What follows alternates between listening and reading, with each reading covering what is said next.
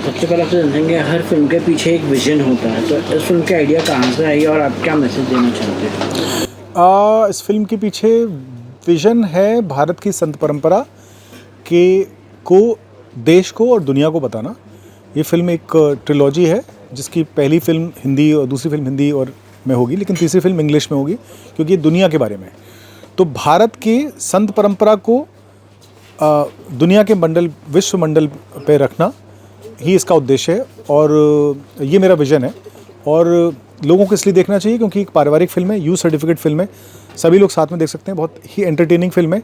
लेकिन इसके अंदर जो है ना, अंदर भारत के जो हमारे संत परंपरा के सबसे आदर्श मुझे लगता है कि नीम करौली बाबा हैं।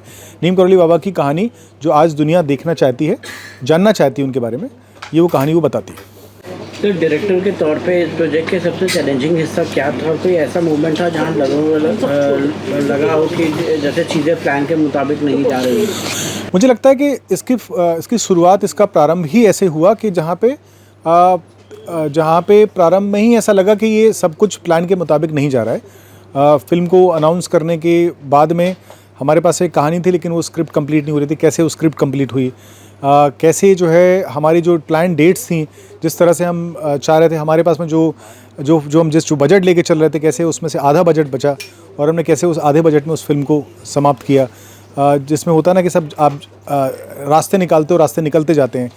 इसके अलावा हम जिन डेट्स पे शूट करना चाह रहे थे उसमें क्या क्या दुविधाएं, मुश्किलात आई, हमें वहाँ पहुँचने में कितनी मुश्किल हुई, हमें उस बजट में सब कुछ फिनिश करने में कितनी मुश्किल हुई। जो लोग हमें चाहिए थे वो हमें नहीं मिल रहे थे। जो गाने जिस तरह से हमारे आए फिल्म के अंदर और इतने खूबसूरत हमारे गाने मैंने, आप एल्बम सुनेंगे तो आपको पता चलेगा कैसे सब अपने आप बहुत सारी चीज़ें होती गई, जिसमें सिर्फ एक साहस दिखाने की आवश्यकता थी कि ये करना है, नए लोगों के साथ में म्यूज़िक करना है, नए सिंगर्स के साथ में काम करना है। हमें पास इंडस्ट्री के सारे बड़े सिंगर्स के बारे में बोला कि उनसे आप गाना गवाइए, इनको ले लीजिए, उनको ले लीजिए, लेकिन हम कभी भी इस बात से डिगे नहीं। हम वो करते रहे जो हमारे मन में लग रहा था कि ये अच्छा है इसके लिए। सर, श्री नीम करौली बाबा के ऊपर ऑलरेडी फिल्म बन चुकी है जी, तो ये फिल्म आपको क्या अलग होगा और दर्शकों को नया लगेगा? तो पहली बात, मैंने वो फिल्म देखी नहीं है और मैं ज़रूर उन्होंने अच्छी फिल्म बनाई होगी। नीम करौली बाबा के बारे में ऊपर सिर्फ फिल्म नहीं बनना चाहिए, उनके ऊपर टेलीविजन सीरियल बनना चाहिए, उनके ऊपर सीरीज़ बनना चाहिए। एक सीरीज़ भी अनाउंस हुई है, उनके ऊपर किताबें लिखी जाना चाहिए, सैकड़ों किताबें हैं, लोग वीडियोज़ बनाते हैं, यूट्यूब वीडियोज़ बनाते हैं। मुझे लगता है कि हमने उनके जीवन के उस प्रारंभिक उसको हमने केटर किया है, जिसको हमने मतलब उनके जो जीवन का जो शुरुआत का उनका काल है, पहले 40 साल, वो काफ़ी वेल रिसर्च्ड वर्क है जो पब्लिक डोमेन में थोड़ा कम है।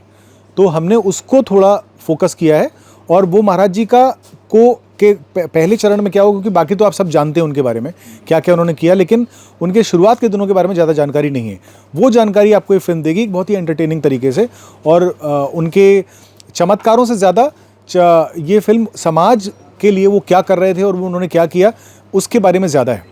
सर, एक्टर्स के साथ परफॉर्मेंस करना आपने कितना नेचुरल रखा है एक्टर्स का परफॉर्मेंस, और क्या कहेंगे एक्टर्स के बारे में? तो मेरा ऐसा मानना है कि कभी भी एक्टर को ना ओवर जैसे बोलते हैं ना कि उनको ओवर इंस्ट्रक्ट नहीं करना चाहिए, यदि उनको बहुत ज़्यादा बताना नहीं चाहिए। पहले आपको उनका नेचुरल, जब आप उनको ऑडिशन करके आप सेलेक्ट करते हो तो उसी वक्त आपको ये डिसीजन लेना पड़ता है कि इस एक्टर को आपको रखना है या नहीं रखना है, इसके साथ काम करना है कि नहीं करना है। आपने उसको सेलेक्ट इसीलिए किया है क्योंकि वो ऑलरेडी एक अच्छा एक्टर है और वो शायद उस कैरेक्टर को पकड़ पाया है। सेट पे मैं ओवर इंस्ट्रक्ट नहीं करता, मैं पहले जो होता है, जितनी बात करनी होती है मैं पहले करता हूँ। मैं पहले हर एक्टर को, छोटे छोटे बड़े से बड़े एक्टर को मैं पहले पूरे प्रकरण के बारे में बताता हूँ, क्यों मैं फिल्म बना रहा हूँ, ये फिल्म में क्या कहना चाह रही है। ये सारी बातें बताने के बाद में हर व्यक्ति अपने आप में इंटेलिजेंट व्यक्ति होता है, उसके दिमाग में खुद ही अपनी एक होता है ना कि वो अपनी कहानी खुद भी बना रहा होता है, आपको उसका सिंक करना पड़ता है। तो मुझे एक्टरों के साथ में काम करने में कुछ खास उसमें प्रॉब्लम नहीं हुई। लगभग सारे एक्टरों ने बहुत ही अच्छा काम किया, बहुत ही नेचुरल तरीके से काम किया, बहुत सहज तरीके से काम किया। तो आज के टाइम में ऑडियंस जो है कंटेंट को लेकर बहुत सहज हो गई है, सब बहुत क्रिटिकली जज करती है। तो आपके हिसाब से इस फिल्म को मतलब कि क्या हर चीज़ का ध्यान रखा गया है? क्योंकि सेंसर बोर्ड होता है, उसके बाद हमारी ऑडियंस एक सेंसर बोर्ड बन जाती है, तो क्या कहेंगे उसके बारे में? मेरा मानना है कि अभी हमारी फिल्म के जितना भी कंटेंट अभी तक बाहर आया, टीज़र आया, गाने आए, सब ने सिर्फ अच्छे कमेंट ही लिखे हैं। हज़ारों की संख्या में कमेंट है और अपने आप ही लोग उसको रिव्यू कर रहे हैं, अपने आप ही लोग उसके बारे में बात कर रहे हैं। अभी तक हमारे पास में कोई ऐसा नेगेटिव कमेंट तो नहीं आया। और चूंकि यदि आप अच्छी भावना से कोई चीज़ करते हो और आप संतुलित रूप में करते हो और आप नहीं चाहते किसी की भावनाओं को हर्ट करना, तो आप हर्ट नहीं करोगे, मेरा ऐसा मानना है। पर जनता जनार्दन है, वो अपना कोई भी व्यक्ति, अब आज के डेमोक्रेटिक वर्ल्ड है जहाँ पे कोई व्यक्ति, उसको अपने अभिव्यक्ति की आज़ादी है, तो कोई व्यक्ति बोलता है तो मैं उसका शायद आंसर कर दूंगा, अगर आंसर नहीं कर पाऊंगा तो फिर उसका अपना मानना है। जी सर, लास्ट से आपसे जानेंगे कि बाबा नीम करोली बाबा के भक्त बहुत हैं सर, कई बड़े सुपरस्टार्स भी हैं, बड़े एक्टर्स भी हैं, बड़े स्पोर्ट्स क्रिकेटर्स भी हैं, तो क्या उनमें से किसी को बुलाएंगे स्क्रीनिंग के टाइम पे या प्रीमियर के टाइम पे? मैं तो सबको बुलाऊंगा, मैं तो बोल रहा हूँ ये जन जन को दिखाना चाहता हूँ, तो मैं उनको भी इनवाइट करूँगा। आप भी इनवाइट करिए उनको बोलिए भैया ये फिल्म देखने आइए।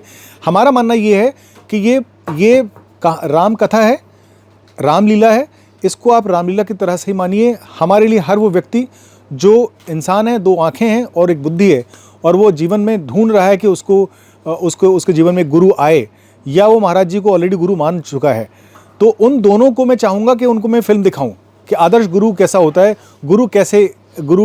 आदर्श गुरु कैसे हुए हैं, कैसा होता है मैं नहीं दिखा रहा हूँ, गुरु आदर्श कैसे हुए हैं, आप उनको देखिए और गुरु परंपरा को समझिए, गुरु शिष्य परंपरा को समझिए और संत परंपरा को समझिए। सर, रामायण भी रिलीज होने वाली है और मतलब ये फिल्म तो कहीं ना कहीं आपको लगता है लोग कुछ कंपेयर करेंगे या कुछ ऐसा? मैं तो कहता हूँ भाई, पहले भक्त हनुमान जी, फिल्म का नाम है हनुमान अंश, पहले भक्त फिर भगवान। तो देखिए हम आज सुबह, आज हमारा ट्रेलर है, उनका भी आज शाम को भारत मंडपम में टीज़र है, तो शाम को आप भगवान की उसमें भी जाइए, हम अलग समय पे, वो अलग समय पे। और राम कथा के बारे में कोई भी बात करे भाई, तो वो करें, उनको हमारा पूरा हमारी तरफ से साधुवाद भी है और हमको पूरी शुभकामनाएं। और बिल्कुल आप रामायण भी देखें और हमारी फिल्म भी देखें। जी सर, स्पाइडरमैन के साथ फिल्म रिलीज हो रही है सर, तो क्या लगता है कि बच्चे देखो, ओजी जो सुपर हीरो हैं वो तो हमारे हनुमान जी हैं, है ना। हमारी फिल्म का नाम है हनुमान अंश, और सारे सुपर हीरोज़ के इंस्पिरेशन और उनका जो, जैसे कि मैंने बताया, सारे दुनिया की सारे जो टेक वर्ल्ड के जो इंस्पिरेशन, वो हमारे नीम करोली बाबा महाराज जी हैं। ऐसे ही सारे स्पाइडरमैन से लेके all the Marvels and DC super heroes, हमारे हनुमान जी वो सबके इंस्पिरेशन है। जी सर, लास्टली अगर आप इस फिल्म को एक चीज़ चाहते हैं जो ऑडियंस घर लेकर जाए, तो वो क्या होगी? आप लेके जाइए कि भावना जो है ना, इमोशन जो है ना, वो वही दुनिया को चला रही है। तो आप इमोशन समझिए, कोई भी व्यक्ति किसी भी व्यक्ति के साथ में अंदर सोच क्या रहा है, मन में सोच क्या रहा है, वो करना क्या चाहता है। तो भावनाएं जो है ना, वो हमारे समाज, हमारे परिवार, हमारे दुनिया के लिए बहुत इंपॉर्टेंट है। तो फिल्म में आप इमोशंस लेके जाओगे, आप फिल्म में भक्ति लेके जाओगे, आप फिल्म के अंदर सौहार्द क्या होता है, भूख कितनी इंपॉर्टेंट होती है, और भूख को मिटाना, लोगों की भूख को मिटाना कितना इंपॉर्टेंट होता है, भोजन कितना इंपॉर्टेंट है, ये हमारी फिल्म बताती है। तो मुझे लगता है कि यही लोग लेके जाएंगे इससे।